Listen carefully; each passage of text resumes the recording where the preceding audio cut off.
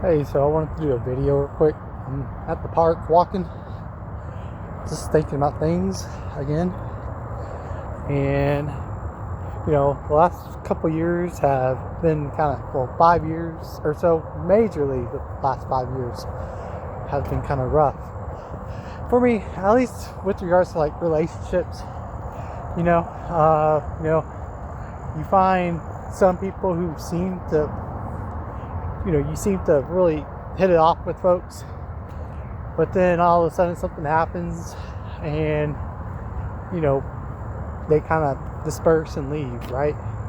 And, you have a choice. You can either let that, dismantle you as a person, or you can continue on seeking what you're seeking. I think I guess I'm just still thinking about, like I like this girl back in November. I was trying to ask her out without really saying it verbatim because I get nervous. I'll be honest. Like I'm autistic. I'm on the neurodivergency scale. So, I'm afraid of rejection. So, how is it that I ask someone out? Well, I simply, kind of softly ask them out, and hey, okay, well, they're not rejecting me by doing that, so, and then you continue on with that. But I don't know, I guess over time I just kind of saw that, she was not really putting in as much as I was putting out, giving, it's like kind of like a push-pull, dynamic, where you're pulling or you're pushing and they're doing nothing, so but that's where you have to learn, I think, self-worth, because life will happen, and if you don't have self-worth, you're gonna be depressed, you're going to be at the whims of other people and what they do to you, and I don't know, I guess, I'm not upset. I can't hold resentment. I think once you find self-worth, you kind of realize it's not about what other people do, having self-worth, like, I still hold space, I still hold the door, so to speak, open, I'm not shutting them out completely, but whenever I asked her out, and she kind of said she was seeing someone else, I respected that. And in order for me to get away from that dynamic, I told her, I said, look, I'm gonna thank you for your time. I'm gonna leave, because there's no more for me to say or do. I'm not gonna chase. I'm not gonna try to change your mind. To make her want me to stay. And I mean, like I said, like I said, having self-worth is very important, because it allows you to kind of, what you want in life, and it allows you to go pursue that, especially, you're not holding on to the bare minimum that is keeping you stuck. And, I don't know, I guess I don't want to sound mundane here, but another thing too is self-worth. I think, I read a lot of philosophy, I read a lot of theology books, especially philosophy, but some of my favorite guys to read are a lot of Russian novelists, like Fyodor Dostoevsky or Anton Chekhov. And what you learn from them is that you really don't have to be ashamed with who you are, necessarily. You know what you bring to the table, and you know that you have what is good.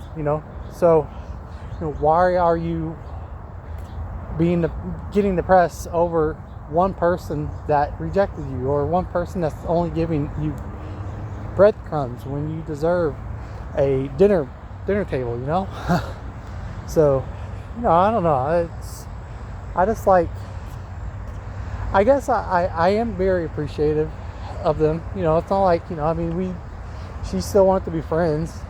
And I said, yeah, sure, we can be friends. I mean, for me, friendship, that's a, what do you call it? Boundary. That's like a boundary, because we are friends.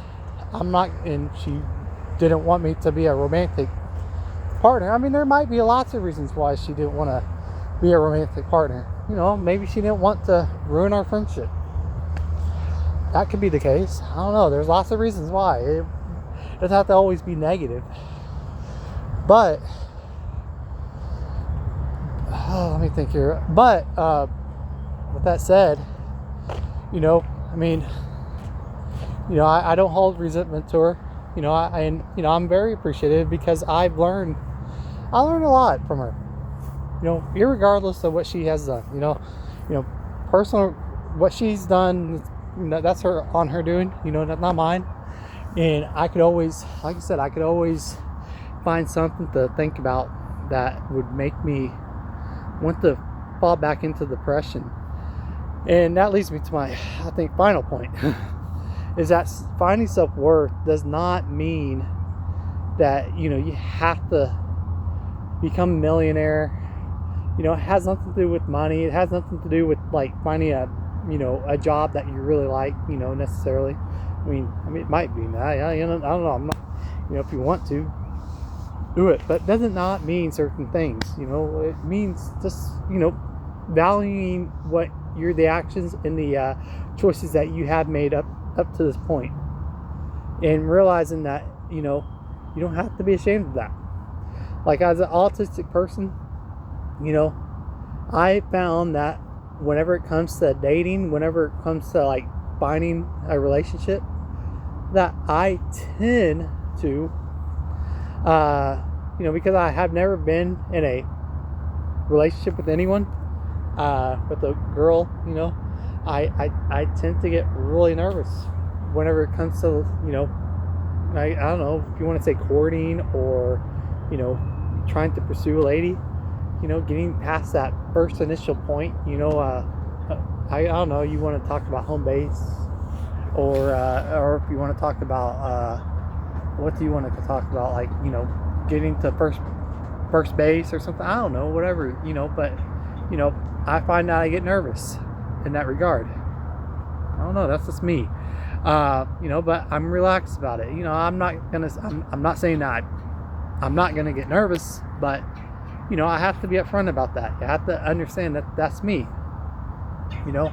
Also, another thing too is, I've learned that, patience.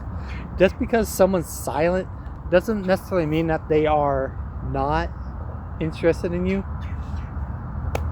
They could always be thinking, always be thinking about, oh, okay, maybe this guy's the right guy. Maybe this, or maybe this girl, I don't know, whatever you are. But just because they're silent doesn't mean that the relationship's broken. Silence can be a good thing. It's like in sales. You always want to talk to the point where you talk yourself out of the sale. And you just kind of, I don't know, I just kind of realized that silence is a good thing sometimes in a relationship.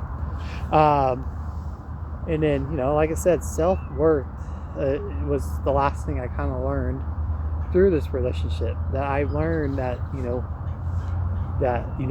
my value doesn't depend upon her or doesn't depend upon anyone else, or anything else, or any lot in life.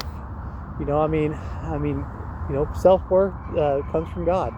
It comes from your relationship with your creator, and individuality, self-individuality. You have to have that. Otherwise, you'll just become another brick in the wall, as Pink Floyd said. So, all right, I'm gonna leave it there. It's a 9-minute, about 10-minute video, so I don't want it to be too long, or else it's gonna take a while to upload. So I'll talk to you guys later. Bye.